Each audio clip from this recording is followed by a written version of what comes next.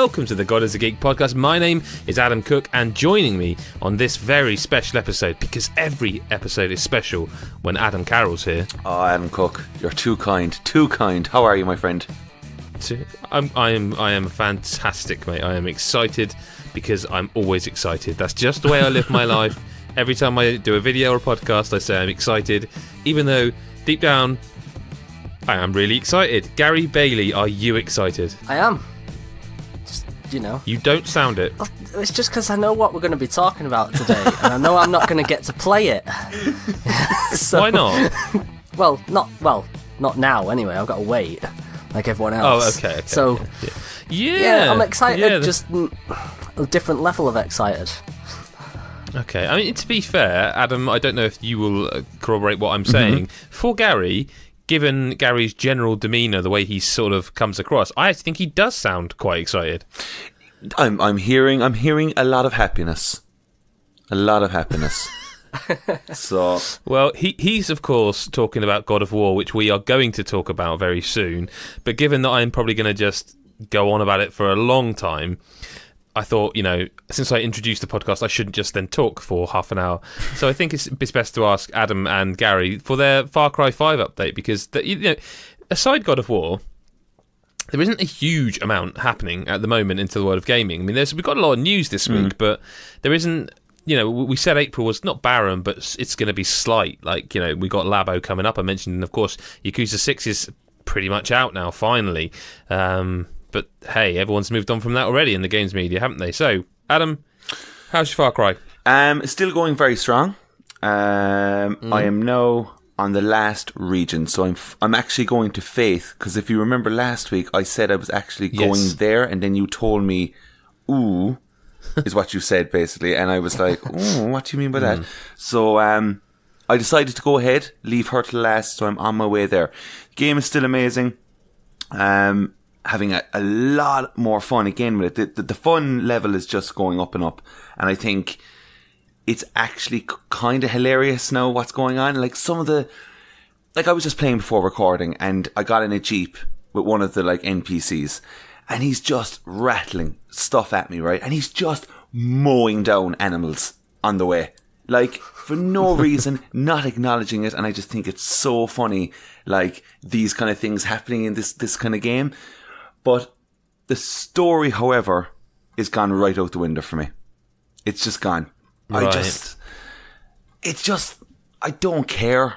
I don't care now, and I just think, okay. I think everybody's just rambling nonsense about, the cult and stuff, and I'm like, yeah, cool, look, what do you want me to do? Do you want me to just go and get your Jeep and come back to you? Do you know, that's the way it seems to kind of be now for me, and I think now it's just an open game where I'm just having a load of fun. There's quite a lot to do in this game, more than any other Far Cry. Yeah. I did some of the fishing for about 5 minutes, and I was just like, cool, fishing. Once again, what is the obsession? Why is fishing in games all the time? I don't get it. But it's still cool. Sea of Thieves, though, is it? Is there fishing in Sea of No, Thieves? it's not in Sea of Thieves. No, there isn't. No. Whoa. Why? Why isn't there? Mate, if you start asking why about Sea of Thieves, we'll never get to God of War.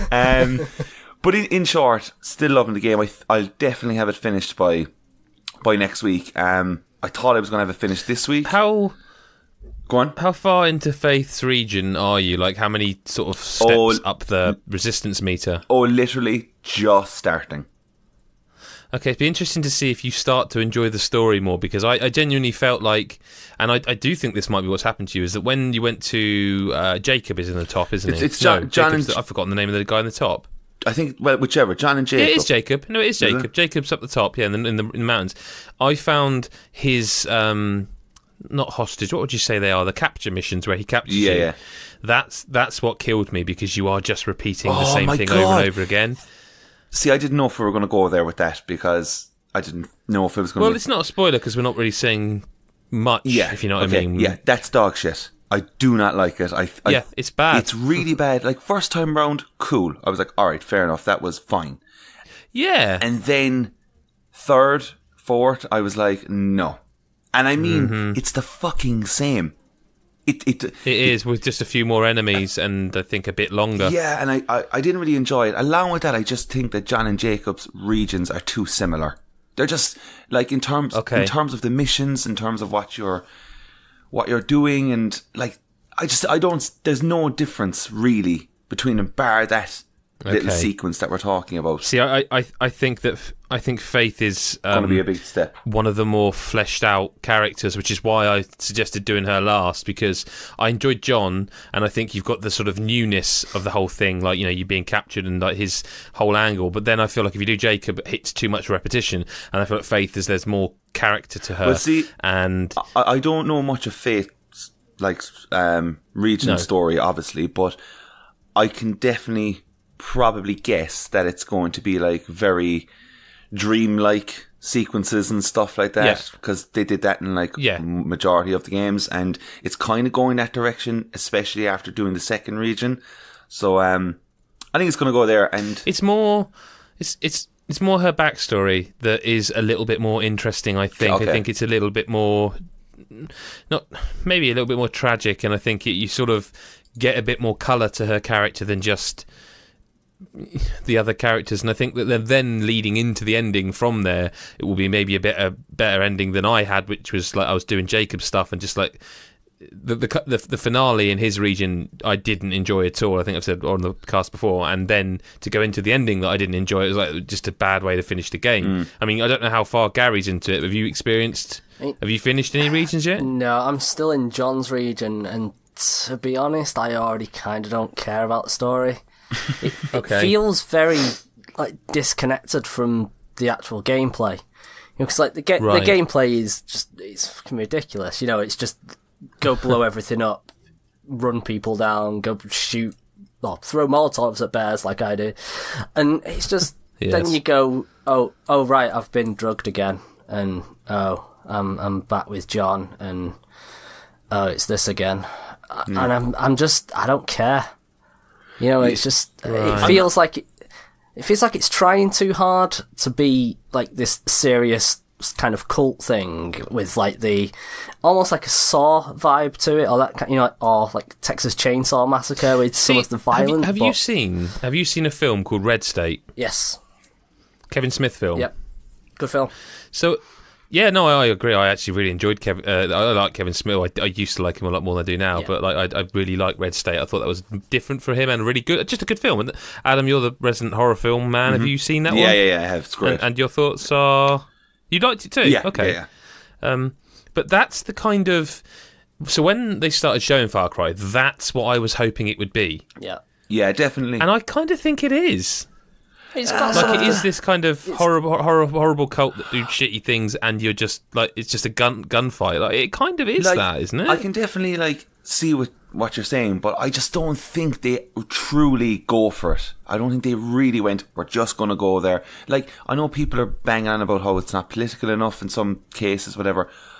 Look, grind. If that's your thing. I just wanted to be really disturbing, as Gary just said. I wanted to be like Texas Chainsaw. Like, when you turn up to some camps and you see a guy just literally dead hanging there and it says Sinner on his chest, that's the shit I want to see all the time. Yeah, there's not much of that. That's something I was expecting that they didn't deliver on. Yeah, fair point. Like, it should be pretty controversial, really dark, because it does have dark times, but like, it just doesn't go there. I think the gameplay does take away from the intensity of the story in some cases, but like, just to go on with the gameplay as well, like where I am right now, I kind of feel they don't really want you to ever play the game in stealth mode. Is that just me? Because the stealth doesn't work. I've heard others say it. Okay, because like, see, I think it does, but go on. Like the crossbow and stuff, right? I really enjoy it. Right. I think it's really satisfying, but like within seconds you'll take down 2, maybe 3 enemies, and then they spot you. They know where you are. It all breaks out, and then next there's like helicopters coming in and shit, and you're just like, okay, no, I'm just gonna have to go crazy and just run everywhere, and that's a lot of fun too. But sometimes I love that satisfaction of clearing out a base and nobody spots you, and you get rewarded for doing that. within the game. You do, yeah. But I'm like, I just don't think it works well enough. It just wants to be super action-packed for the majority of the time. Like, even when you're just driving, you can't drive for about more than 30 seconds before an enemy sees you. Like, that's just what it is. Nope. And then they're after you. But, like, that's a minor criticism. I think, like, going into Far Cry 5, I was maybe hoping for it to be darker and a lot more serious, I guess. Unfortunately, it's kind of just a very similar take on a Far Cry game. Nothing really new, but the gameplay is it's so tight. I think the gameplay is a lot of fun, and the world is really cool, and that gets me by just fine with it. So I am very worried about the ending though, because not only like I heard you say it, Adam, but like so many people this week have finished it, and on Twitter they're just like, people are on point. I read one tweet from like a wrestler that I follow, and he was like, Far Cry 5, you were on the verge of being the greatest like game of the series until that ending. Like, I don't know what to expect. I still think it is. The best Far Cry. I don't. You know, it's a bit like the Mass Effect 3 thing. Yeah. The ending of Mass Effect 3 wasn't particularly amazing. I still think how bad it is. It's overblown how bad people say it is. I don't think it was that bad. It was just a bit underwhelming. Yeah, I mean, it was just underwhelming. The trouble for me is that people were talking like, you know, you've ruined my childhood. They're kind of over-dramatized. You know, you ruined the series. Like, that 5 minutes, well, not even 5 minutes ending, did not remove the fact I spent over 100 hours in those 3 games. And, you know, it's almost, I mean, this is off topic, but Andromeda just makes me sad because it's kind of, that game did sully the memory of the series. Like, and it also meant we kind of probably won't see Mass Effect again for a very long time, and that makes me so sad because the 3 games were fantastic. You know, very quickly, just on the topic of that Mass Effect 3 ending, I actually only saw that last month for the first time. Okay. Because I've never finished 3. I was completely burnt out and I just never got to it. Okay. And when I actually saw the ending, I was like, yeah, that's a bit shit, but you know, it's not amazing, but it's not like, you know, at least it ends. I suppose. You know, at least it's got an ending. Yeah. Like, but anyway, Gary, you're enjoying Far Cry, yeah? Yeah, I mean, I feel like it sounds like I'm being really down on it, but the gameplay is great. I mean, I've had so much fun just driving around, getting into shootouts. I've started taking to Adam's trick of throwing explosives at everything. I mean, it's a good trick, right? Oh yeah, it's a lot of fun. It's fantastic. Except when you accidentally double tap R1. Yep. And explosion in your face, instant death. But you know, I've killed myself and the dog and all sorts of things in those explosions. But you know, that's part and parcel. Although I have found that I forget her name, the sniper woman that you meet in the church. Oh Christ, she's useless. No. Grace? No, that sounds right. I think it's Grace, but she's useless. She keeps dying on me. Yeah, she does. She does because she just stands there while like dogs attack her or something. It's like, you've got a gun, use it for God's sake. Yeah. I got Cheeseburger. All right, I have him now at the moment, and he's a lot of fun. I had is it Nick, possibly the pilot? Nick's the pilot. Yeah. There's a mission early on where you've got to destroy like some convoys of Johns, and it was just like, I'm just kind of just coming in behind the convoy slowly and just going, Nick, go bomb them. And it's great just watching the explosions. Yeah. The explosions actually, they're so incredible looking.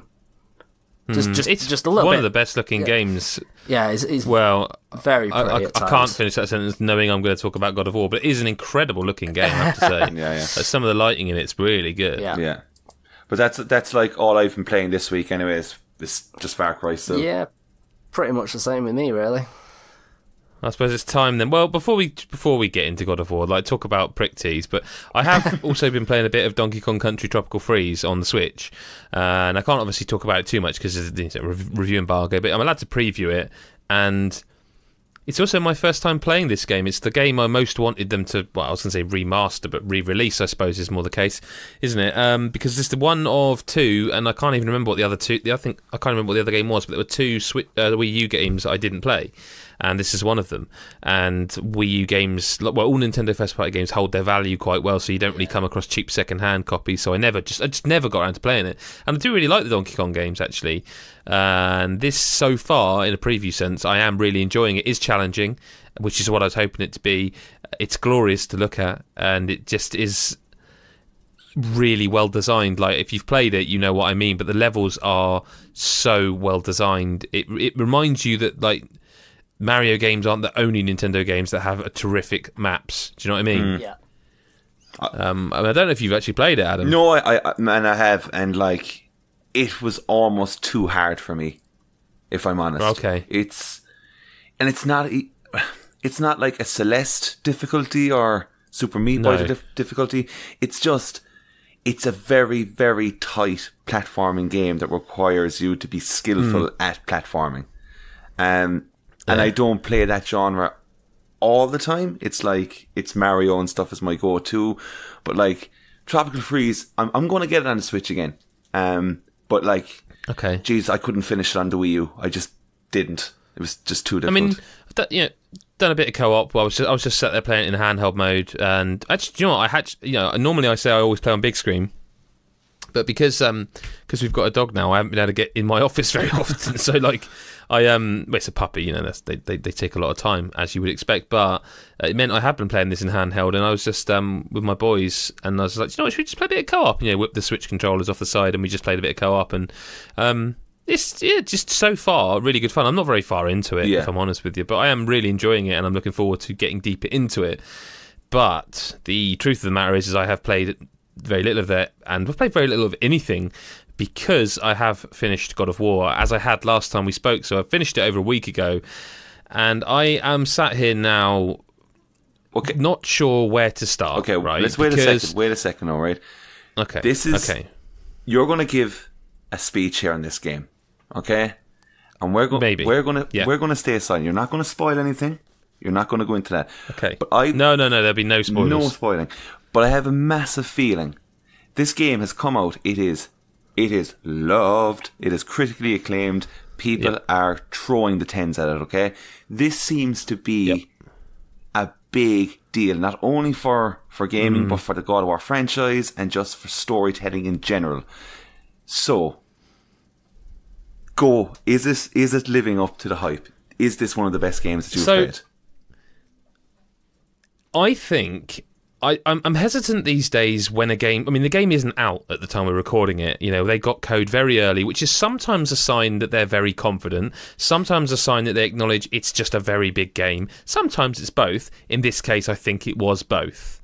The fact I finished it a week ago and it's still not out as we talk, it means we got it early. We talked about how it was a long game, and it is a long game. I'm going to say that I think the average is going to be 35 hours. I still want to go back and do more side stuff that I haven't done yet, and I think I've put 35, maybe 40 into it. However, a feeling I don't get very often is that feeling of, oh God, I feel like this game might end soon. Because you can usually telegraph when a game's going to... when the story's going to wrap up. Far Cry 5, for example, does it in a very obvious way. There's meters that show you how far along you're getting. God of War is a story game, so you can kind of feel like, am I approaching the end?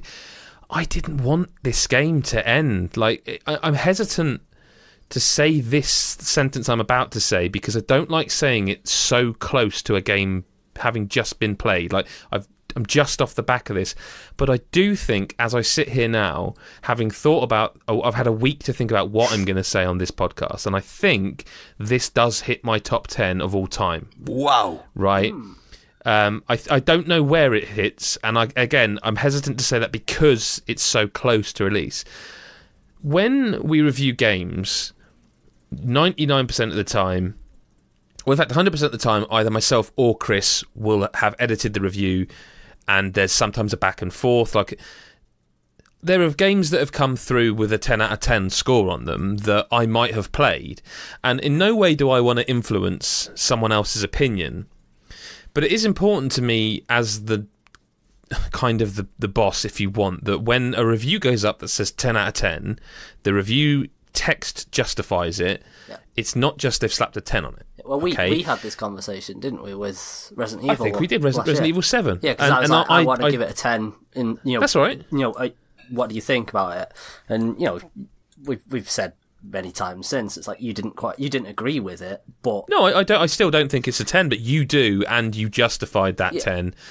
But the difference is, I'm pretty sure in your 10, because ever since the last site upgrade, we changed. One of the reasons we wanted to do the upgrade is because I like the style of having not just a score, but here's some positives, here's some negatives.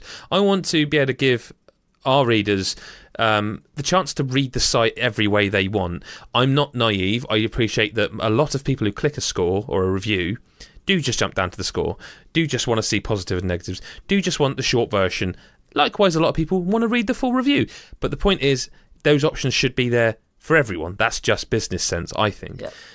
So, when a review comes in like Gary's, and he's giving it a 10, and again, he says, you're almost like, do you mind? It's like, look, it's up to you if you think it's a 10, but you just have to justify it, and as long as you do, and you did, and I still, there's nothing wrong with that. You did it. That's what you think. It's not my review.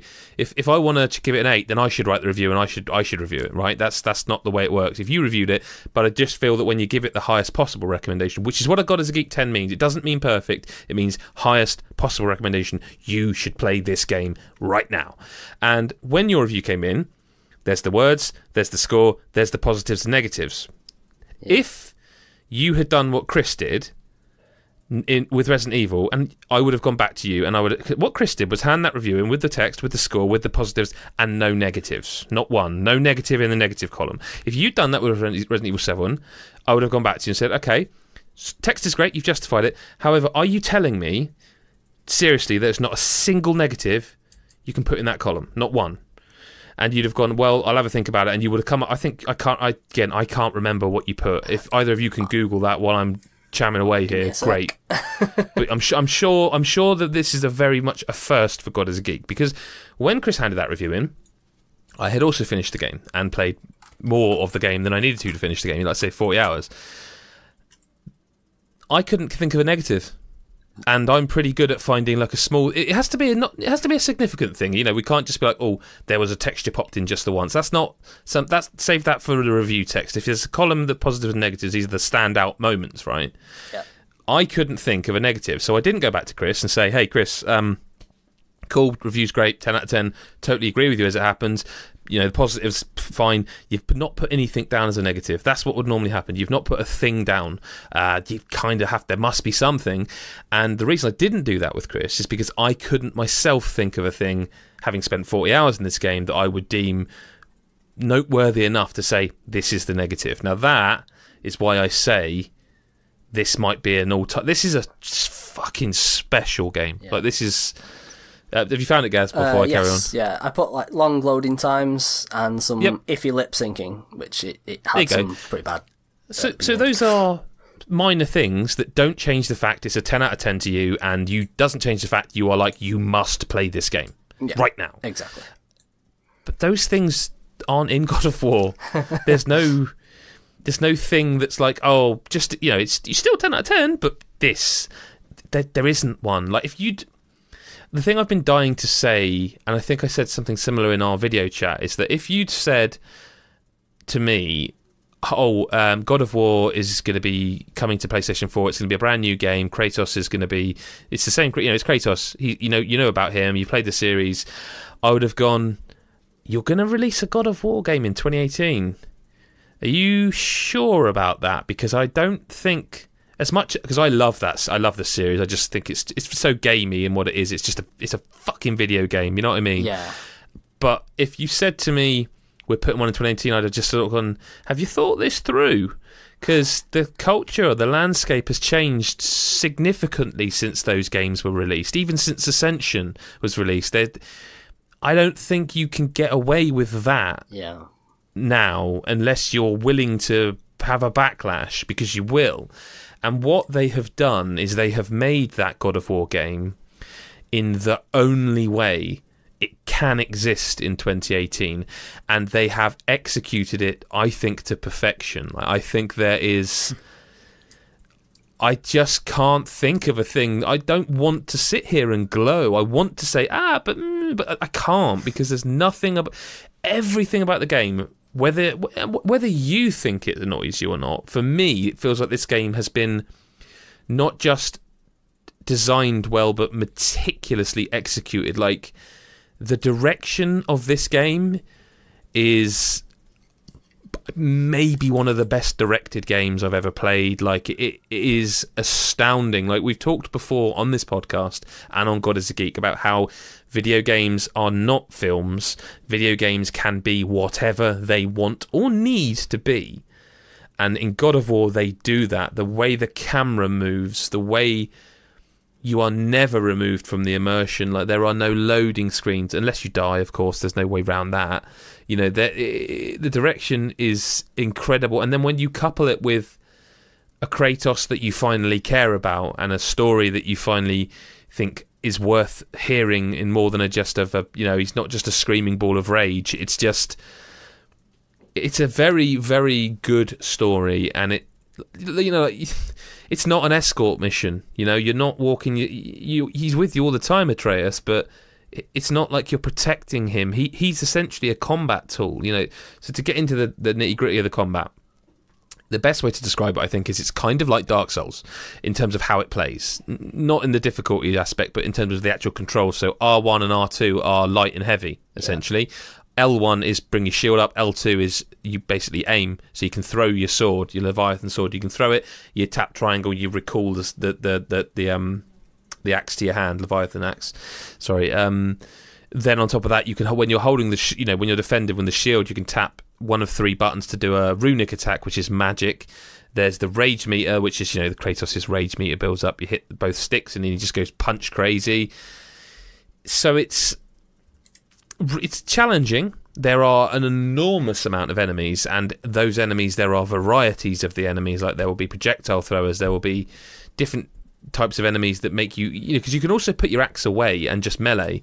And so, while they've got a health bar up, there is also a stun meter. And if you put your axe away and punch them loads, then the stun meter builds up, so you do less damage, but you can stun them, whereby you can hit R3, click R3 and grab them and do like a Kratos sort of special finish, like a fatality, basically. You rip them to shit. Old school God of War finisher. Yeah. And they are, I've heard people say that they're not actually that necessary and they're a bit long, but the thing is, I felt like even that they thought of everything, because I've seen people in reviews say, like, well, you're invincible while you're doing these animations. They're kind of like the Doom glory kills, but they're a bit long, and it's like, well, in the end, people stop using them. See, I didn't, because I had an enchantment attached to my armor somewhere that when I'm doing those, I regenerated health. So for me, they were not just a break in the combat that allowed me a few seconds to breathe. They were deliberately done because I could then regenerate a bit of my health. You know what I mean? Like, even that tiny detail felt like it had been planned for. Yeah. Like, it felt like someone went, well, hang on, people might get bored of seeing these over and over again. Hang on, what if we give them an item they can get which makes them regenerate a health wallet? And you think, brilliant. So you see someone glowing that you can go and grab them, but you think, oh, hang on, I've just taken a hit, I'll go grab them now because I can regenerate a few seconds of health, and then I'll get back into the fight, and it's also a bit of an RPG. It's a bit of a loot game because you're finding armor, and within your armor you can sock it in enchantments which add perks. There is a lot of video game here. It's not ashamed of being a video game. It's almost overwhelming at first, but I didn't find it so. I could see people at first being a bit like, wow, this is a lot of stuff. But like, so even your axe, you can get a pommel for the axe, and there's loot of different types of them, and you can upgrade them, and if you upgrade them enough, you can socket 3 enchantments into your armor, and you can upgrade Atreus's armor, you can get him new clothes, you can upgrade his bow. You can use XP to unlock new moves. You can unlock new moves for Atreus. It's like it's very video gamey, and there's a lot of it. But it's one of the most compelling stories. Like, it is just so fucking good. In terms of navigating the world. Yes. Is there fast travel? So yes, there is. So once you're a few hours in, you come to an area called the Lake of Nines, and this is kind of a central hub for you. From there, it's like a semi-open world. It's not as... So you know how people have gone about it's 10 times bigger than Skyrim or whatever? This is way smaller than those games, yet they pack more into it. So it's kind of what I've always wanted. I wanted this, it doesn't have to be a huge world. It needs to be a world that I can traverse around and it makes sense for me to be traversing around. Otherwise, like, it kills the immersion for me that you can walk 3,000 miles in a day. Like in this, there's like a little boat you can get in and you can scoot around the boat and there's like little bits of story as you do that, so you're not even bored there. There's story being told out.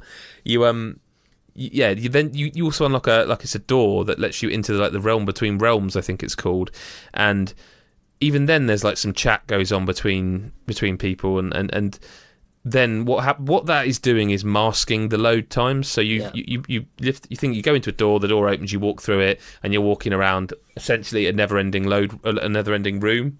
Yeah. A never-ending pathway, and then when the game's loaded, another door just sort of appears about 5 seconds ahead of you, and you just go in it. So you never see. It's very good at obfuscating the loads. The Mass Effect lifts.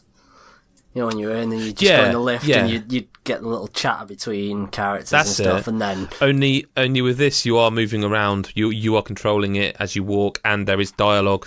I think every single time I did it there was new dialogue, which is impressive. So speaking of that, the chat, so the voice acting in this game is amazing. Straight away I was like, hang on, this isn't the same voice actor for Kratos. Doesn't matter, does an amazing job. The audio in general is absolutely incredible. Like, the soundtrack is astonishing. I couldn't pick out a song, but I could tell you that the soundtrack is just, again, the production, the direction, and on top of that there is some sound effects. Like, this is no spoiler because they've shown it in trailers. The World Serpent, like, my word, I've never heard a game go that bassy before. We're talking shit your pants brown noise, South Park style. Like, this thing's voice is so deep. Like, it was like, oh my god, wow, that made me feel funny because I've never heard a game do that. Like, this is a video game that, in the way people talked about Zelda Breath of the Wild, like, this is a game that is going to be, people are going to try and use this and learn from it. In terms of production, I think God of War sets an all-time historical video game high. Wow. In terms of the actual production values of this game. Like, there's no bugs, there's no glitching, there's no awkward camera angles, in terms of actual production, it's unparalleled. It's a new bar. And that doesn't mean it's the best game of all time. I'm just talking in terms of the production levels. Like, this is... But why... but hang on. You thought you'd seen high production in a game like an Uncharted, but this actually goes well above that kind of thing. But to play devil's advocate, why can't it be the best game of all time? It very well might. I don't know, like I say, but I'm too close to it right now to be able to say that. Like, I feel weird saying it's in my top 10, but I think it would be. But, like, out of all the years I've ever known you, right, I've honestly, genuinely never heard you speak about a game like this before. Because a prime example is even when both Mario Odyssey and Breath of the Wild came out, right? We loved it. It's, like, critically acclaimed. Me and you were back and forth for weeks with like Zelda footage going, oh my god, this game, it's just amazing, blah blah. Same with Odyssey. I remember saying to you, I think Odyssey is my favourite Mario game and Zelda Breath of the Wild is my favourite Zelda game, and you said it's too early for me to say that, and I found that very, very fair, because I get very easily like so excited when something is so good. I'm like, it's the best, and then you might come down from it a few weeks later. That's fair. But like with God of War, I remember when you just started, you were about 4 or 5 hours in, and you said to me, yeah, it's a 9, if not a 10 already. And I was like, holy shit, okay. And then there's so many surprises that have been coming out of this game. Like, having you talk this way about it, the length of the game, like 35, 40 hours in a game like this is something surely majority of gamers did not expect. Like, well, they did say it in an interview, and I was like, surely something's been lost here, because it can't be, that's right? What I'm saying. It can, and it is. Yeah, like when they say it in an interview, like developers say that because they like to make it out that like this game is so big, is so much to do. But like, you have played, you've finished it, you have gotten in 30 to 40 hours, you still have more to do. Yeah, I'm desperate to get back to it. Like I'm desperate to be playing that game some more.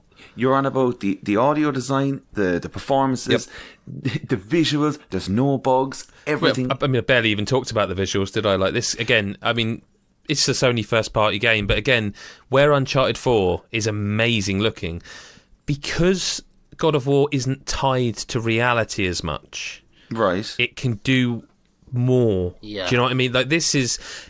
Oh my god! See, that's what's so strange. It's just outrageous. Is that like every time, like I've played Uncharted 4 around 4 or 5 times, and every time I've played it, visually it blows my mind. Like, yeah, no, that's a fair point. It's insane.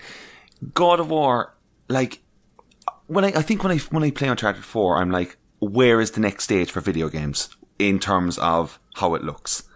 Like.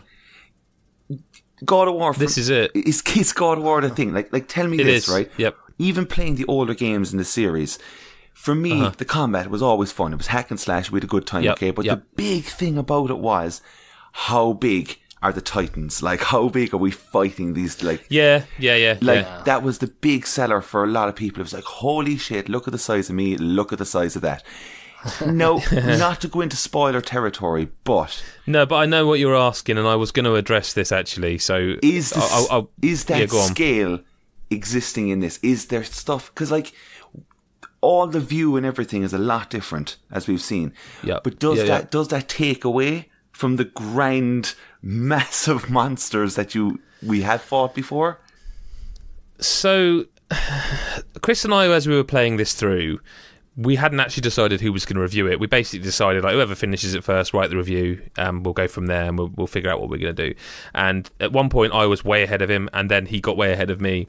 And so we weren't saying a lot because there was no way to ask how far along we were without kind of spoiling it, because I couldn't just say, like, have you seen X, Y, and Z yet? Has this happened to you yet? Because I've just spoiled it for him, and he was the same. So we we were like saying things like, "Oh, have you reached the door yet?" Do you know what I mean? And it's like we got pretty good at coded language. So I was well ahead at one point, like I say, and he finished it before me in the end, obviously, as he reviewed it. And the thing I was saying to him is just exactly what you've said. Like the one thing that was missing was I was concerned I was only, I don't know, I was under 10, I couldn't tell exactly, but I was worried, like, the only thing they've not done is that yet. They've not done, everything there've been big bosses, there've been bosses and big enemies, but nothing approaching God of War scale. Do you know what I mean? And all I will say is they do approach it, but I think there will be more of it going forward in terms, because there'll be a God of War. Well, I don't know what they'll call it. Will they call it 2 or will they call it 5? I don't know.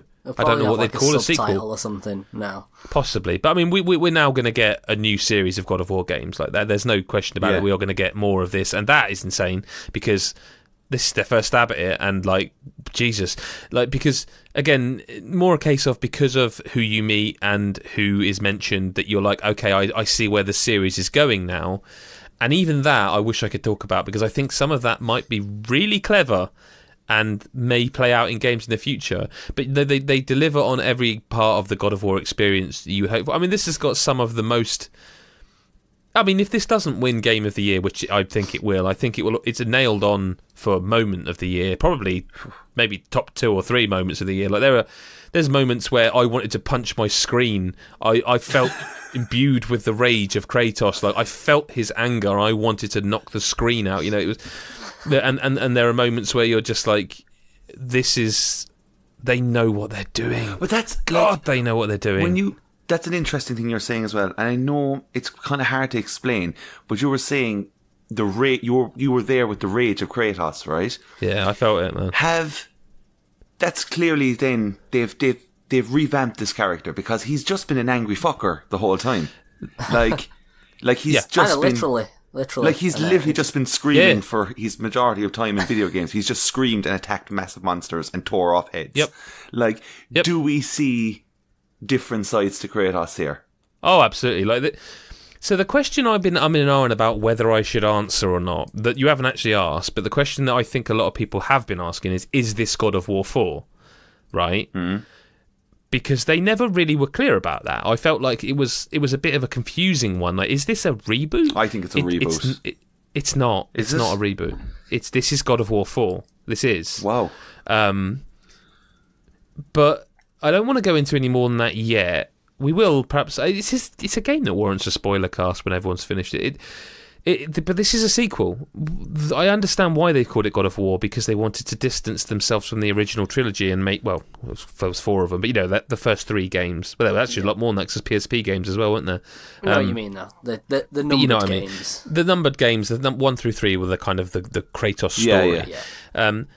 There are a few things I wish they had addressed, but I again understand why they didn't. And that was another concern as I was playing it. It's like, they've got to... Because I was... The question I had like the whole time was like, why on earth is Kratos in Norse mythology now? Like, where has this... And how's he got a kid again? Which is what makes you think it's a reboot. Because it's like, well, we all know what happened with Kratos and his wife and kid. How come he's got a kid again? And then I realised within the first 5 hours, if they told me that right now... well, I'd probably be less inclined to want to push through and find out. That's the whole point, isn't it? The payoff. If they give you the payoff within the first hours, then they're reducing the story. And they make good on 99% of what you want to know. But they're setting up a bigger story here, is what they're doing. But where does that sit then for newcomers? Absolutely fine, because it's just removed enough that...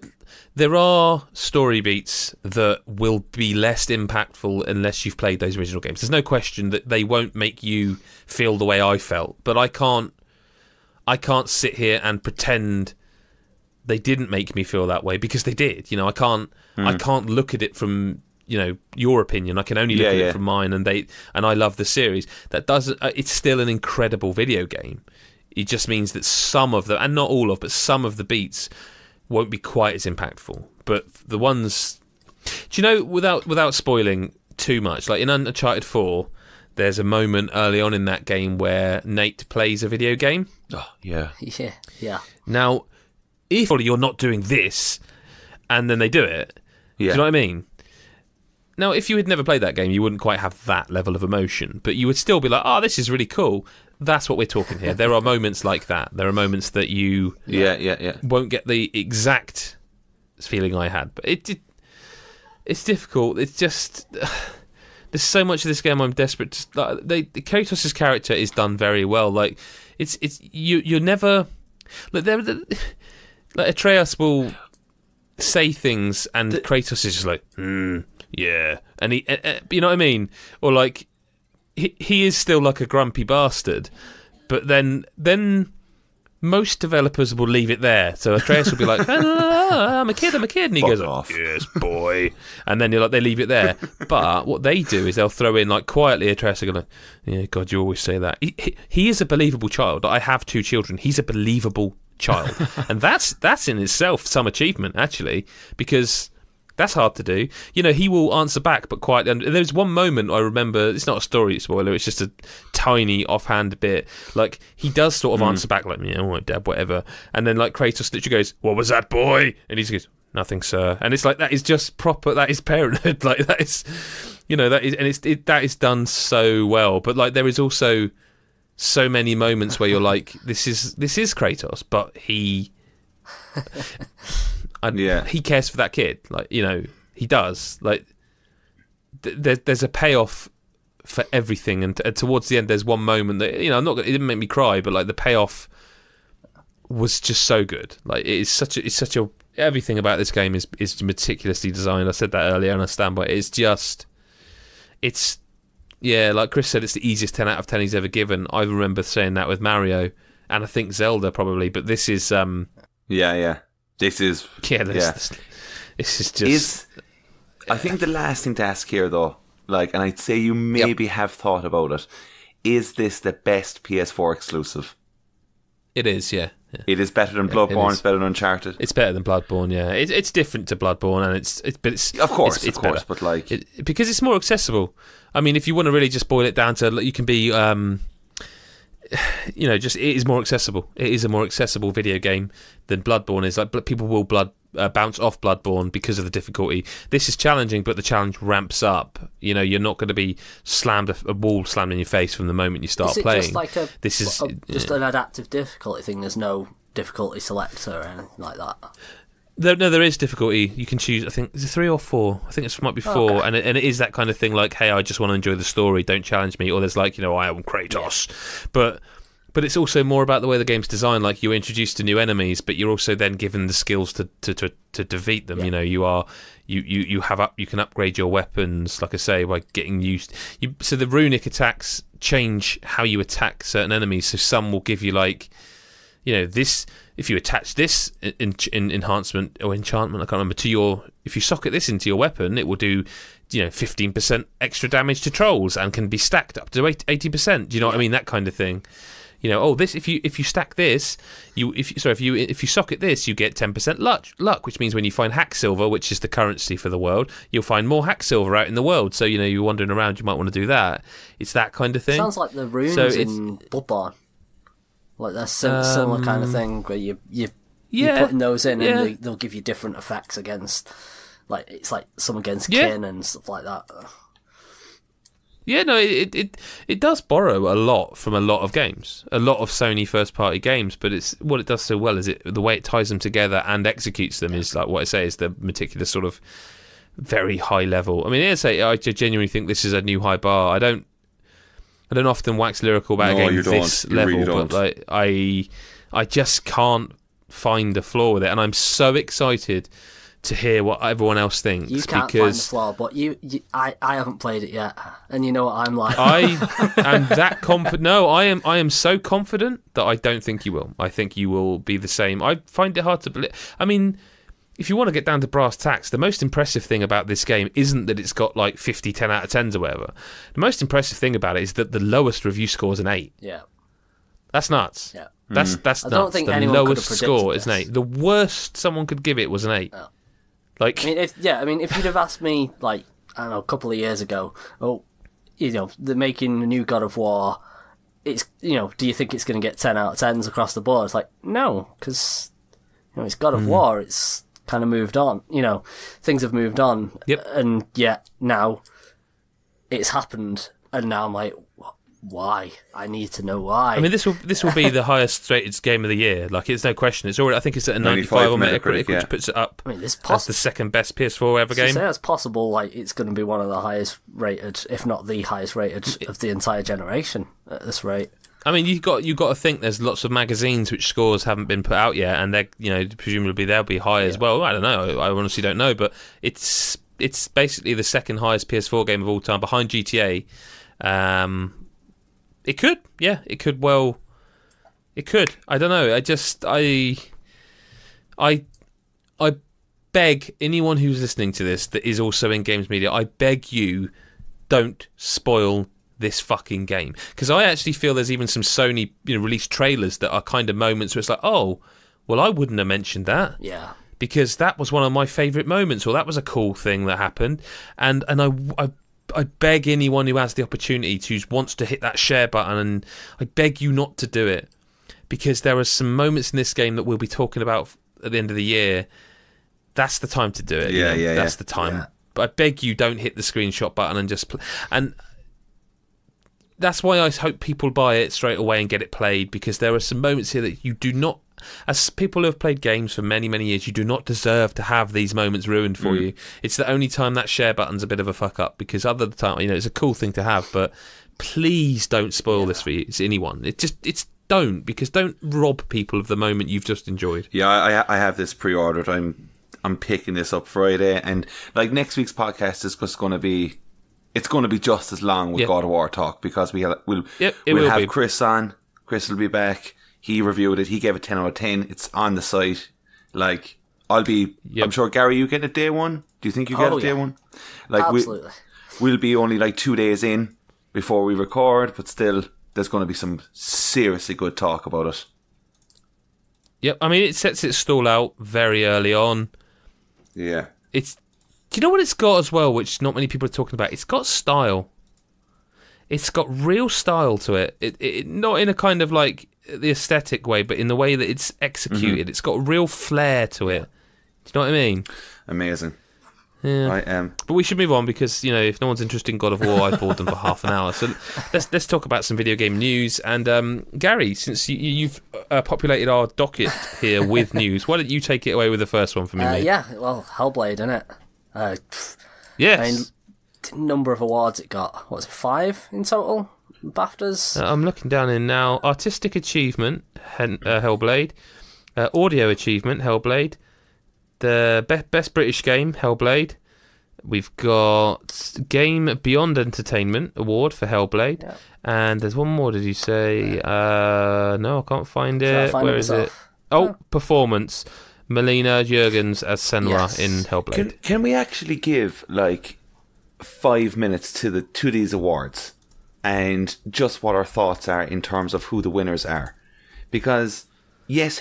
Oh, I thought you were going to ask about what we thought about awards generally, because I've never known an industry give so many awards out to itself all the time. Like, Hellblade cleaned up. Like, definitely, right? But if I'm honest, and please tell me I'm not the only one here, straight off the bat, artistic achievement. Like, Cuphead is in there. I think if you literally say art achievement, I'm not sure. I mean, when you say artistic, I do think more of a Hellblade or a Gorogoa, which is on there. But yeah, like, I don't know. Like, that's, to me, in that category, I would have put like Hellblade and Uncharted: The Lost Legacy last, and the others were kind of, and probably then Horizon. I don't know. I think like Zelda, Gorogoa, and Cuphead are the ones there. Do you know? See, I would have included Hellblade. See, I'm not thinking of just in terms of art style. I'm thinking of the artistic merit, if you know what I mean. Like the audio achievement at 1, fair enough. Yeah, fair enough. No, you can't argue that. Best game, Edith Finch. Now, I'm a massive fan, but same. Like, it's an interesting. I'd say they sat back and were quite surprised. I mean, I'd have given it 4th on that list, behind Mario, Zelda, and Horizon. But, you know. British game, Hellblade, fair enough. That. Yeah. Debut game, Gorogoa. I mean, I wouldn't. But then we weren't very hot on Gorogoa. Gary, did you give it 7? I can't remember. It was no more than a 7, I must admit. Because it was good. It was just, I don't know. There was just something missing from it. I just don't know how Cuphead doesn't win that. That's what I mean. Like, it's crazy. Yeah. Evolving game, Overwatch, absolutely. Well, I think Rainbow Six Siege. Fortnite's a great shout. Yeah, Christ. Jesus, that should probably I didn't see have that. got that. Like, family game. Absolutely. Well, I mean, yeah. I'm not sure about that with Fortnite. Really? No? Well, I don't think it's evolved that much. Oh, mate, really? Not so far. I think it's one that it but needs it's literally time. evolved from a game. But it's literally evolved from the Saves the World to adding a full. The Battle Royale thing is less than a year old, isn't it? But I mean, let's be completely honest. It's not exactly it's evolving. It's borrowing from another game. Well, I know maybe, but the way they've iterated on it now, PUBG are copying them. It's like it has, it's justified it, but I genuinely don't think it's evolved enough to win that award yet. I don't know. I think it's the sort of thing that next year's award, probably. But I think at the minute it's still kind of doing its thing, just starting up. Yeah. See, the evolving side for me as well, I also count in, like, the audience, like, evolving to a bigger audience is kind of what I'd be looking at as well. I think Fortnite is just like, I haven't even played the fucking thing, and it's just growing and growing every single week. Game Beyond Entertainment, very bizarre award. That just sounds... Funny award, that, It's a really strange one. It's kind of like a game that's just not kind of nice. It's kind of, this is the pretentious award. Yeah. You know? Game design, Mario Odyssey, I would definitely agree. That's a fucking good... Like, in that game design... I don't know, I think if you're talking specifically breaking a game down to its design, I think Zelda. Yeah. Game innovation, Breath of the Wild won that. Hellblade was in that as well. Mobile game, Golf Clash, whatever. Multiplayer, Divinity Original Sin 2. I have not played. That's the weird one. That's the... Wait, what? Divinity Original Sin 2 won over Fortnite, Gang Beasts, Battlegrounds, Splatoon 2. Star Trek Bridge Queue, nobody cared about that. I don't think anyone. Wait, has Divinity got a multiplayer? This is the first I've seen this award list. Okay. Completely co-op, start to finish. Yeah. It's pretty cool. But that wins the multiplayer award over the literal biggest game in the world and the other literal biggest game in the world. It's a weird one. Okay. I mean, I genuinely think it is deserving of that award. Okay, but, I haven't played it, so... I don't know whether it's deserving of it over the others, if you know what I mean. Right. It's deserving of a great multiplayer award. It's brilliant, but... No. Not sure in that company. I don't know. Music was Cuphead, which is... Of that list, fair enough, I think. No, this is an interesting one. The narrative... Yes, this is. The narrative, okay? You got Hellblade, Horizon, Night in the Woods, Tacoma, What Remains of Edith Finch, and Wolfenstein 2. Night in the Woods is the winner. That, to me, out of any single award, that was the award I think Hellblade was going to get. Yeah. Like, surely, that is everything that game was out to be, was like the narrative. Mm-hmm. Yeah. And it's just so bizarre. And why, like... What is going on there? Do you know, it's just weird. Original property, Horizon Zero Dawn. Yeah, and that had to win it. Yeah, I think fair enough. And then performer was Hellblade, and which again is fair enough. Like 2 Uncharted Lost Legacies, Aloy. Yeah, that's definitely the one for that. Really weird though, a really strange selection of awards. But anyway, I just thought we should go through them for the listeners, just in case they haven't... No, why not? Hellblade's done really well. Like, they're doing some cool stuff. Like, they were doing a thing about the Xbox One launch where they... we've got a review of that, which will probably be up by the time you hear this if you're not a Patreon supporter. Chris is reviewing it, and he reviewed the PS4 version, so you can probably guess what he thinks of this version. But, yeah, like, it's doing really well. Sorry, so I was just going to say, if we're going on to the next news, when you mentioned Chris, what he might think of this next bit.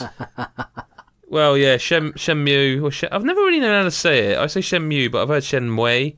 But I guess it's Shenmue. I've heard Shenmue to me. I've never heard it. Shenmue is what I've always said. But Shenmue 1 and 2 are coming to PS4 and Xbox One this year. They're going to have an updated user interface, Japanese audio available for the first time to a global audience, fully scalable resolutions, and a choice of modern and you can't see me, but I'm doing inverted commas in the air here, classic controls. I'm sorry, I fell asleep during that. So I'm not a big Shenmue fan.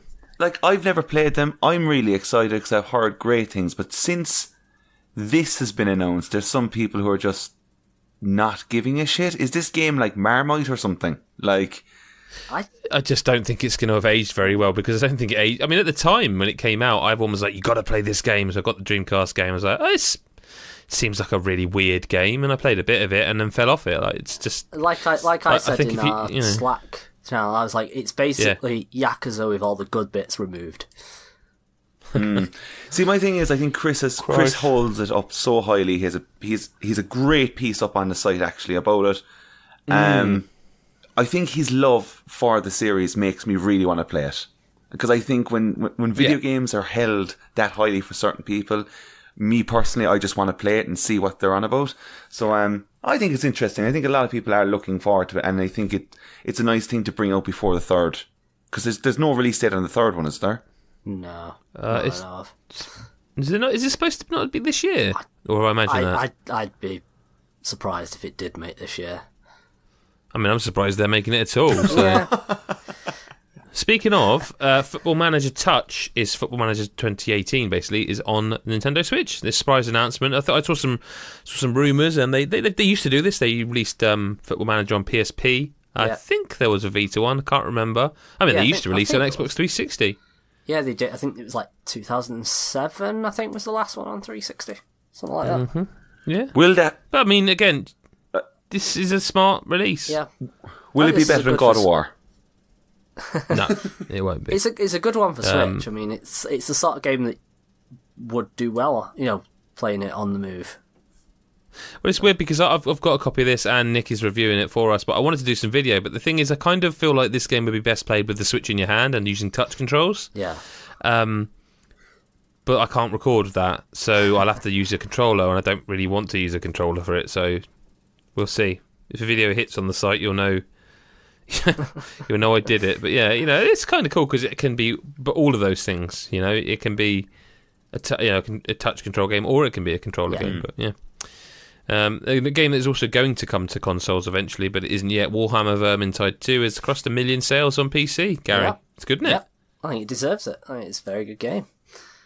You've changed the difficulty of the game as well, haven't they? They've been working on it a lot. Yeah, that was something that I think did need to happen because the difficulty, especially when you're playing with AI, it was a bit of a ball ache at times, but that's such a weird thing to do, though. Like, as a game is released, to just kind of go, all right, we'll make it easier. I think it's basically taking feedback in it. It's yeah. I think a lot of, especially multiplayer-centric games these days, there's no way they can test it all before launch. So it's kind of like you have to listen to the feedback, and it's nice to know that they've done that. They've got, okay, people have said this is too hard, even with 4 brilliant players. You struggle against some of the enemies. It's nice to know that they've gone, yeah, okay, we've listened. Well, we've fixed it for you. Here you go. Well, do you know something else has been fixed for you? Red Dead Redemption's been fixed so that if you play it on Xbox One X, you get 4K visuals. Microsoft have announced this. They've been doing this with a few of their older 360 games, giving them 4K patches. It does look noticeable. Yeah. It definitely looks sharper. But we've also got a load of original Xbox and... Yeah, I mean, I'll just read the list quickly.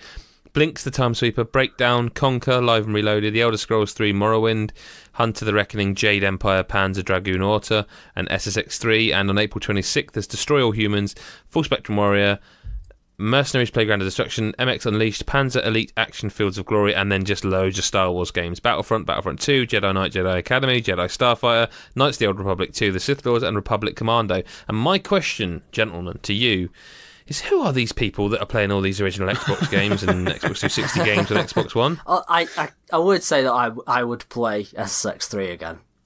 That's my... I mean, I would play Red Dead in 4K, but, have I got the time to do it? Yeah, that's the thing. It's like... It depends on the game. I mean, to be fair, I think a lot of people will go back and play Morrowind again. Oof, they'll be struggling. Holy shit. But I mean, it's an odd one. It's nice that Microsoft are doing it. I think it's good, cool. But I'm not entirely sure who it's for. Well, someone's out there they must have the numbers that suggest that someone is using them, so, whatever. Speaking of numbers, we know Fortnite is doing good numbers. A new patch has been deployed, which brings back 50v50 replays, which is cool, and Portal Fort, which is another new item. So soon after the guided rocket item, they've released Portal Fort, which is like a grenade-style weapon that you throw, and it builds a fort for you instantly that you can just run up into and snipe people from.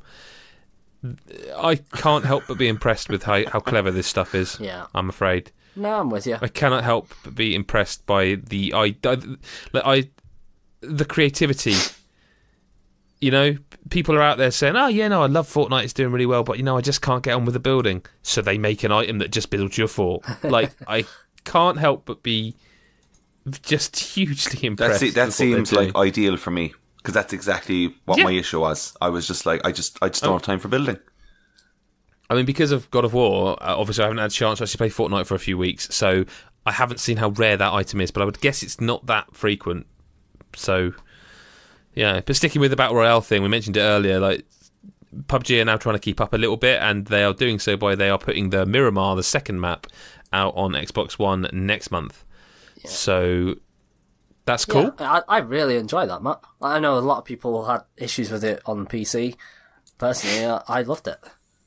And I wasn't overly keen, but it's still good to have another map. That's the thing about PUBG on the PC originally. It's why is there an issue with this map? What's the problem?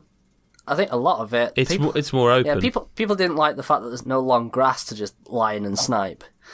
You know, it's basically a desert map, so there's not really anywhere to hide, and a lot of the buildings are kind of crumbling. They don't have doors, so you can't just shut yourself in, and it made you think about how you play.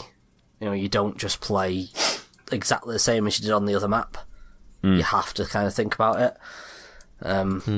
But yeah, I think it needed something like this, because PUBG's kind of dropping a bit.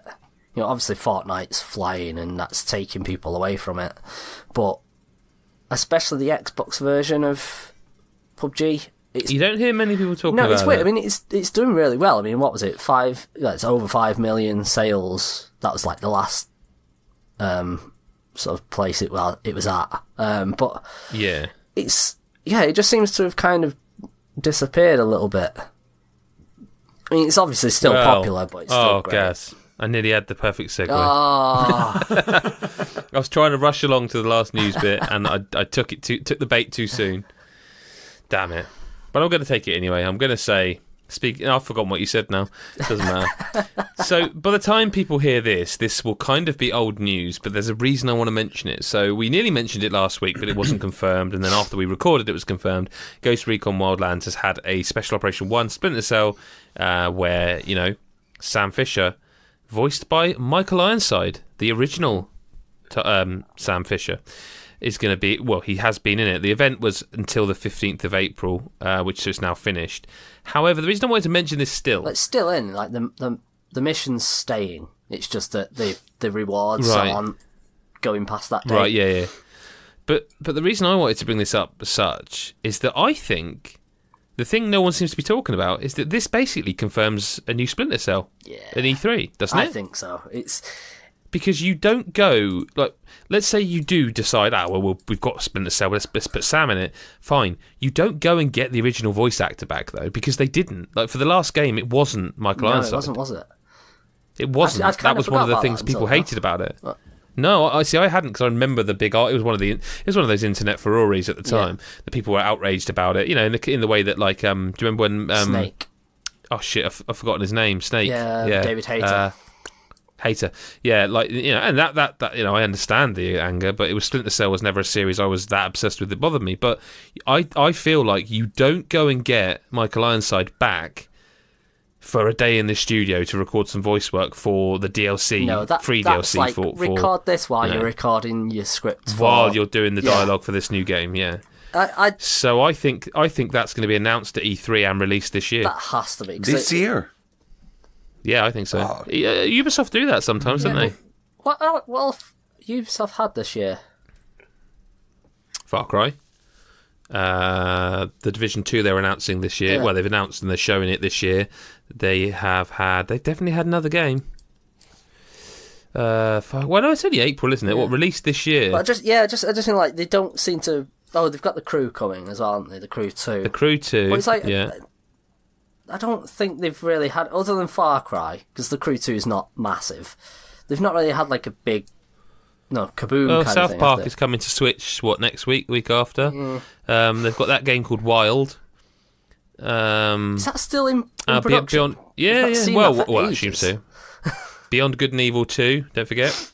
Whenever that arrives. If it ever arrives. But yeah, so do we think it'll be open world, this new Tom Clancy Splinter Cell? I really want a new Splinter Cell game. Like, I'm really up for it. Yeah. Am I the only one who liked the last two? No. The last two. I hated Conviction. I thought Conviction was amazing. Yeah, Conviction actually, no. I enjoyed it up until the point where it was just like, I think you go into the Echelon area, and it was just like, get spotted, it's game over. I'm like, but you could paint targets and then just hit a button and it did like these awesome kills. That game was good.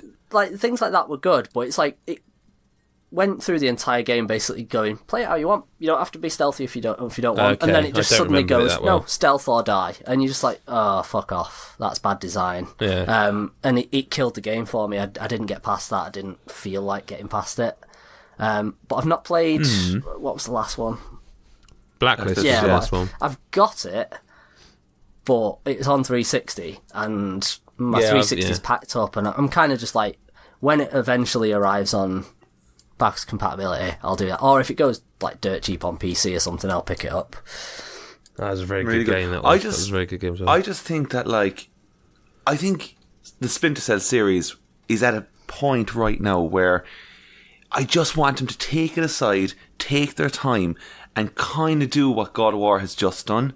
Because I really feel that Splinter Cell could come back and be quite possibly one of the greatest stealth games of all time if they do it right. If they do it right, focus, make it super stylistic, bring in all these, like, I don't know, a John Wick kind of style to it all, and like even a Bond kind of style to it, and I don't know, it could be amazing. I don't want that typical Tom Clancy style game anymore. I'm kind of sick of it. There's this like Siege still has it and stuff. I'm like not bashing any of the games for it, but you know that kind of tone that's set within a Tom Clancy game, and I'm just kind of like, I'm kind of done with it. It's been there since literally like the PlayStation 1. It has been there, like, you know, like that kind of weird tone. I just want Splinter Cell to come back, be just called Splinter Cell, and just have it. You mentioned John Wick. I think that'd actually be a great way of bringing back Sam Fisher. You know, like he's retired, and he's brought out of retirement by something. So he's still Sam Someone Fisher. Kills his dog. But, yeah. So like you could have. They should just do that. Yeah, just like Max. That'd be cool. Max Payne 3 had it for, like, you know, retired Max, whatever. Yeah. They should do that with Splinter Cell. And I always feel. Have you ever seen? I think it's the last Bond movie. I don't know if it's Spectre or Skyfall. Was the scene where he followed a guy up to the top of a building and he had this like one-on-one fight with the guy, and it was all like really like amazingly well shot and the lighting was incredible. I just always think like that's a Splinter Cell moment right there, and I would love to see it happen, but I cannot see it being this year. If it is this year, it's just going to be the same old standard Splinter Cell, which I'll still play. Yeah, but it's just going to be. It's been a while, so I'd suspect that they've been in development. they've been making it kind of under the radar. Yeah, I wouldn't be surprised if they're thinking, okay, people are unhappy with Phantom Pain, like and how it all ended up. We should maybe like do that and like make it from start to finish perfect. It's interesting. I hope there is one coming though. Well, I'll tell you something I hope's coming. Listener questions. You can send them to us via Twitter at GodIsAGeek. You can jump into our Discord. You can send them to us via Patreon. You can tweet us individually. You can email us, podcast@godisageek.com. But John Legg at Leg_John has asked, what game soundtracks or scores do you find yourself coming back to? I have a particular fondness for the Witcher 3 soundtrack and often have it on in the background whilst reading or working. That's a good soundtrack. That's a great question. Yeah. I've got a few. Go on. The Mass Effect trilogy. Oh, 2 is amazing. For me, I mean, like, there's a few in 2, like Suicide Mission. I forget what it was called. I think it might have just been called Normandy. But it's like when you first, get the rebuilt Normandy, and like in 3 had some amazing, like pieces of music in it as well. Also, a particular favourite is Deus Ex Human Revolution soundtrack. Yeah, that's pretty cool. That is a phenomenal soundtrack. I could listen to that all day, every day. It's so good.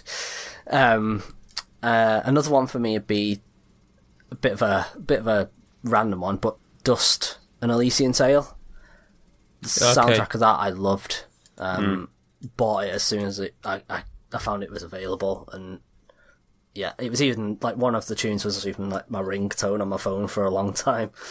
Yeah, I think that's enough for me. I think. I think The Witcher 3 straight off is incredible. Of recent, Celeste, and it's kind of a spoiler to what I was going to talk about in the Patreon section. But I have listened to the God of War soundtrack. Okay. I listened to that because it was released a week early, and it's brilliant. It is brilliant, but I know that it's going to go up even further because of the game. But it's absolutely incredible. There's some amazing string sections, like amazing. And how it all swells up and stuff. So I'm super excited for that. It's kind of a bit difficult though, because I don't know any of the track listings because I don't want any spoilers. So I kind of I just play it and I don't look at anything. One of my all-time favorites though is the Last of Us soundtrack. I think that's just super relaxing. It's all played on like classical guitar and stuff, and you wouldn't think it'd be relaxing, would you? Considering I know. game. It's more just emotional than anything. I feel, and I think that's obviously a correct tone that's put within the game. But like I know you could go back and say things like Super Mario World and stuff, but like I don't really listen to soundtracks like that, like on the go. Like it's not really. I'd rather the soundtracks of today. Kind of. I love the soundtracks back in the day, but they're more just like things you hum to yourself, little melodies, you know. Yeah. Yes, but what about you, Adam? I'd throw in Transistor soundtrack and Bastion, probably both of them, because they generally Supergiant do superb soundtracks. Ori and the Blind Forest. That's not the right game. Ori and the Blind Forest is a gorgeous soundtrack. Well, you absolutely need to play that. That's a game I know you'd appreciate a lot, Gary. But yeah, I mean, they're the ones that come straight to mind. Figment as well. Figment's got a great soundtrack. How did I forget the Silent Hill soundtracks as well? Well, very good. But I mean, piece of music in those. Yeah, I mean, other than that, they're the ones that spring to mind. Transistor is the one specifically. Like the vocals, the female vocals on that soundtrack are out. There's a couple of bits in Everybody's Gone to Rapture. There's a track on there that's genuinely one of my favourite bits of game music of all time. But the whole soundtrack is terrific. Anything by that studio tends to have good soundtrack. Moving on then, Chris Hyde says, what scenes or set pieces in games do you remember as giving you goosebumps and still send shivers when you recall or replay them? That's Chris Hyde 83 on Twitter. I'm just going to say straight out, the last one was the opening of Breath of the Wild. It was just it was a seriously emotional time to get that game, and the opening when he runs out, it's just like, oh, for fuck's sake, this is going to be so much fun. That's all that was going through my head, and I was like, I think I've said this before, but I remember it being so good. I was so excited that I had the game that when Link runs out over the hill and the title screen comes up, I there and then just like paused the game, saved it, and went out for like a couple of hours because I was too actually like, I'm not actually ready to play this yet. I need to like just step away and go out. So I went out and got some lunch, and then I came back and I went, okay, it's real. It's actually happening. It's here. Here we fucking go. And that was the last one that really got me. I'm struggling here. Like, I can think of a few recent ones that are too recent to spoil. A couple of bits of BioShock Infinite and BioShock 1. The opening of Mass Effect 2. In space. There was one line in space. The whole game's in space. In BioShock Infinite that I still think was amazing. I don't know if it's really spoilery or not, but it's when she says, "Booker, are you afraid of God?" or something like that, and he says, "No, but I'm afraid of you." And that line floored me. Wow. For me, it would be God Only Knows that moment, which is still just the Barbershop Quartet, just amazing. When Chris is also mentioning, like, we're kind of picking scenes, but just quickly to go on about set pieces as well, I think like Resident Evil 2, the opening, like the actual the way it's set and how everything is just. I've got a few myself. Like, one of mine is from Resident Evil 2, which is the when you find out how the G virus was spread. The whole thing with like William Birkin when he turns and he basically takes out an entire Umbrella crew. Well, I say entire. Technically, it wasn't because Hunk survived, but yeah, whatever. But no, that was a cracker one. But set pieces, there's a couple from the Silent Hill games that really got me. Like the first time you see Pyramid Head in Silent Hill 2. Oh, God. It's like you go in that room and you see like the dead body, which looks a lot like James. You go outside and he's just stood there. In fact, no, he stood there first. I'm going to say one I'm going to say one's unpopular. Go on. Dom's moment in Gears of War 3. Ooh.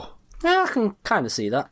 I can. When you get the song that they first, Mad World song, that they reused it in the third game in a different way. That bit genuinely got me because I was totally invested in those games, loved those games, and that really, really got me hard. I still know nothing about 4.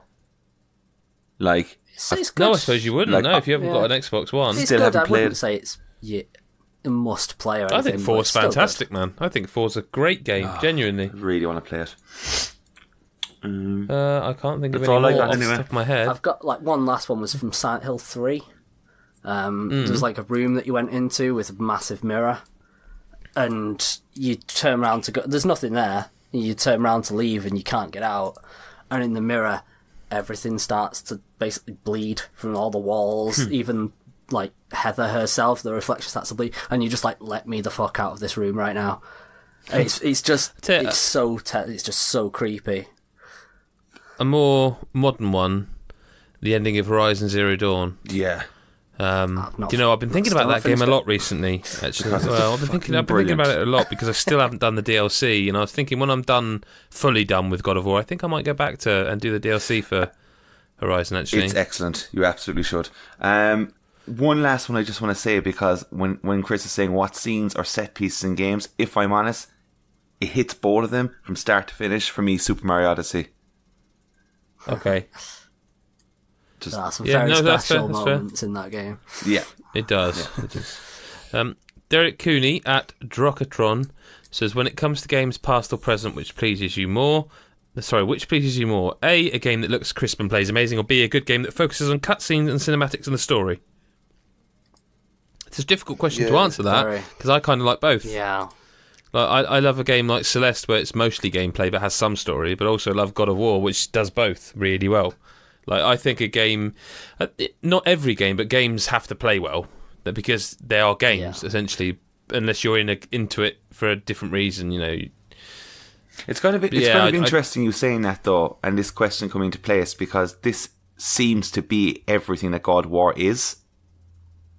See, I'm thinking more Far Cry 5. I think this is more a case of, hey, listen, if you're in Camp A, then you're okay with Far Cry 5 because it looks crisp and plays amazing. Yeah. But if you're into games because they're good, that they focus on cutscenes and cinematics and the story, then maybe expect more A than B, Yeah, I get that.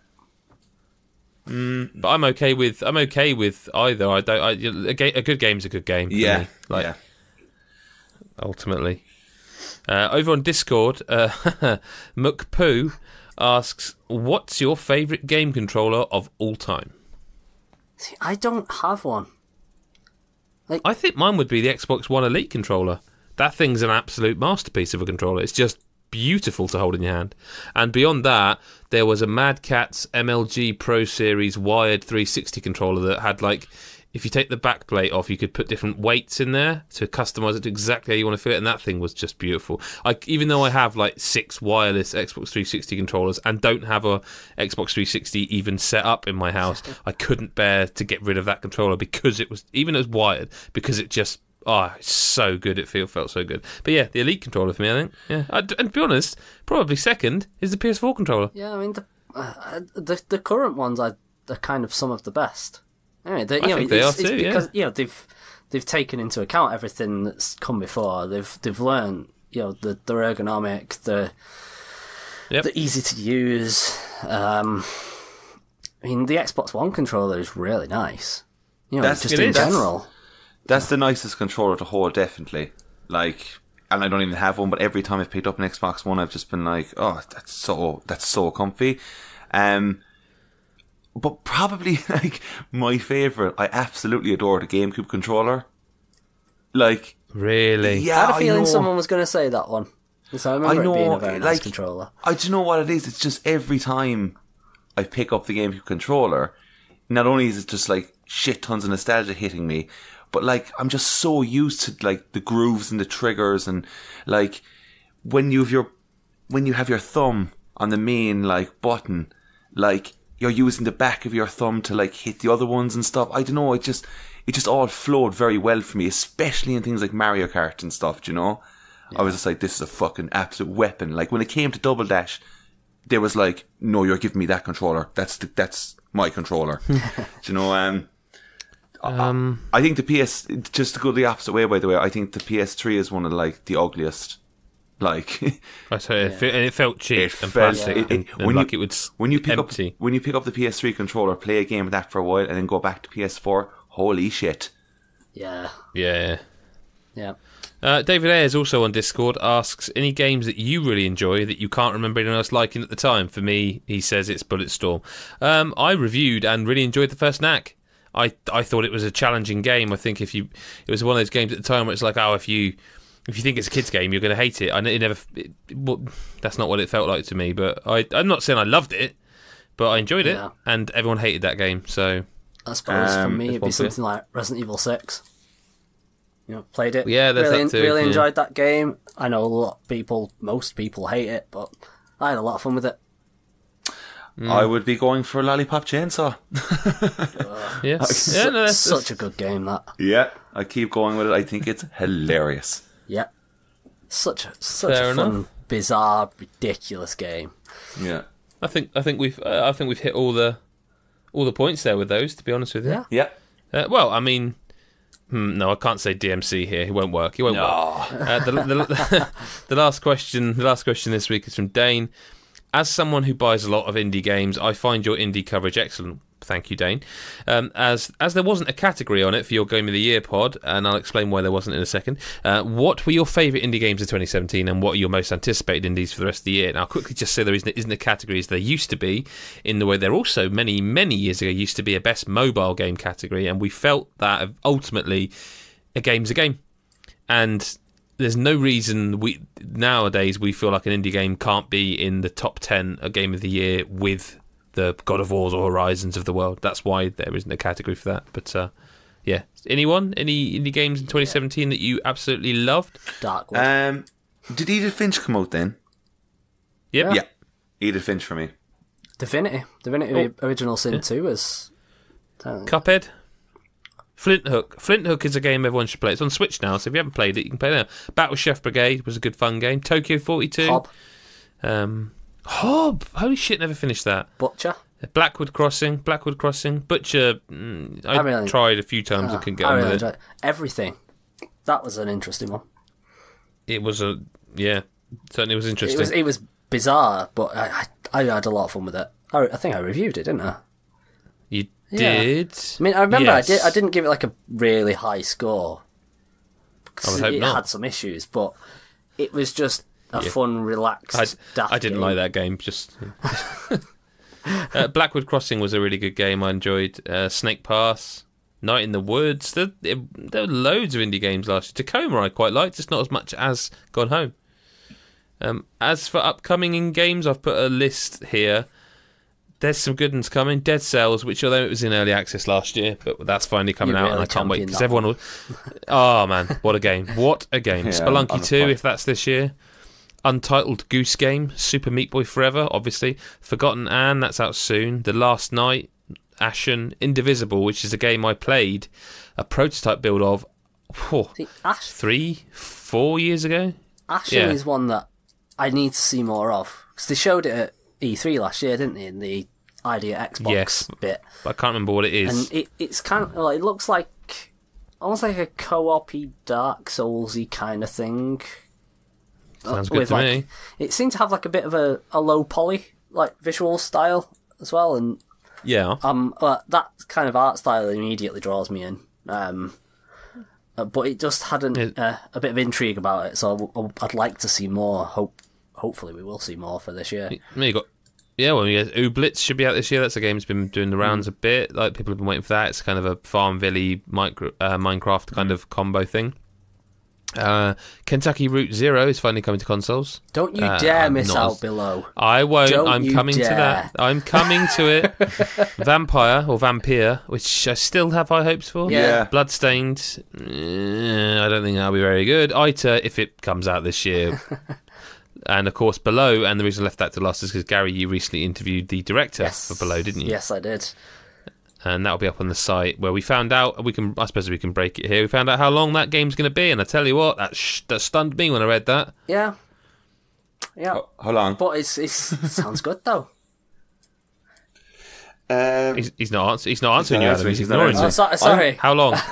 I'll be honest, I've now forgot. It was like 30 hours. You said it's 30 hours. Yep.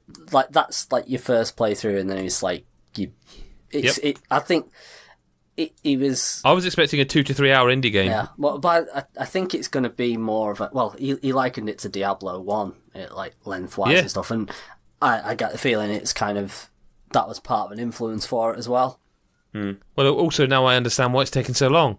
Yeah.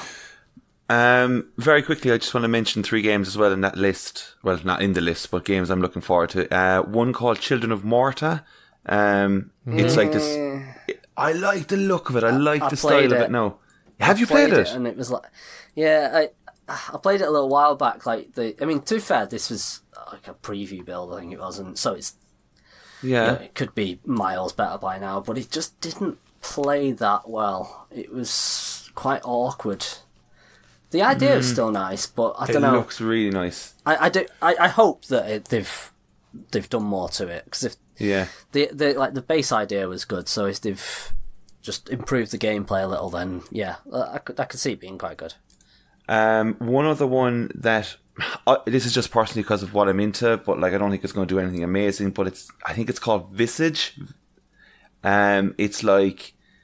It's like very similar to Addison Road and stuff, and it's like being told it's like a spiritual successor to PT and all that kind of stuff. Another game, it just looks really good. You're in a house, loads of fucking horrible stuff is happening, and you don't want to play the game anymore.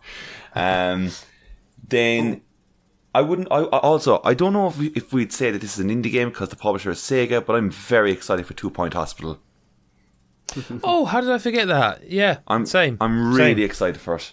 Ooh, I think that'll be really good. I'm interested in that garage as well. I think I mentioned that recently with that Switch one. Yeah. Just because it reminded me of Resident Evil a bit, like top down. And I'm interested.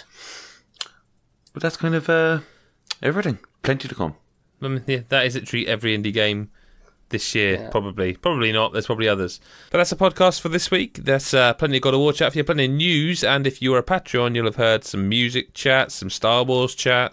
You know, we give you a little bit more if you go to patreon.com/GodIsAGeek and become a Patreon supporter for $1 a month.